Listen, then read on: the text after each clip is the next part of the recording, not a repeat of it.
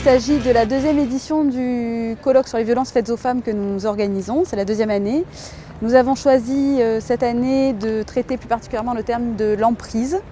parce qu'il s'agit d'une des composantes de la violence qui est important de porter à la connaissance du public le plus large possible, qui dépasse largement celui des soignants.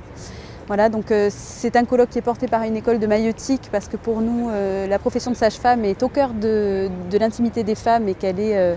une profession qui doit être en lien et à la page de tout ce qui concerne la femme dans son intimité, notamment les violences faites aux femmes, parce que les sages-femmes sont concernées. Mon intervention portait sur toute la controverse qu'il y a autour de l'instinct maternel, parce que cette notion a été terriblement instrumentalisée dans les siècles qui nous ont précédés par les penseurs, les politiciens, les philosophes, pour enfermer les femmes dans la reproduction, que je n'oserais même pas appeler maternité. Et du coup,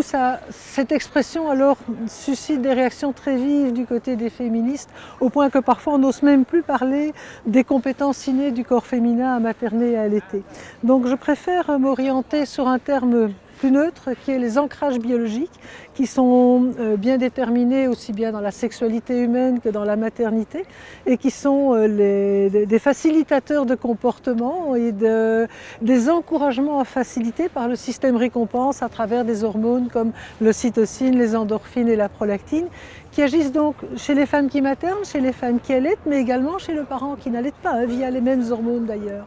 Et finalement, ces ancrages-là existent depuis très longtemps. Ils sont le résultat de l'évolution, à la fois des mammifères, des primates et des humains également, puisque finalement, ce qu'on appelle les grandes civilisations qui vont contrer ces comportements-là en partie, à la fois les encourager mais les empêcher dans leur expression par la domination des femmes et par la maltraitance des femmes également, ces grands comportements-là originent de millions d'années avant nous et ont été mis en place et ont permis la perpétuation de notre espèce.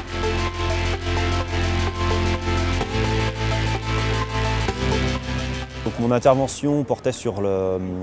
l'évolution de la stature des femmes par rapport aux hommes au cours de l'évolution humaine et notamment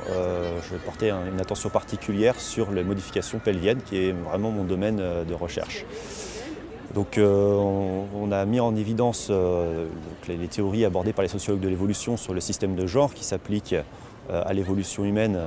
et qui a entraîné une pression de sélection particulière chez les femmes par le biais de l'alimentation. Et on a discuté un petit peu de cette théorie par rapport au dimorphisme des primates,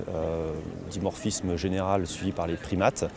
Et on a également évoqué donc, la question du bassin chez les petites femmes, avec quelques études qui ont montré qu'il y avait une adaptation du bassin des petites femmes et de leur canal d'accouchement pour éviter le risque de dystocie osseuse.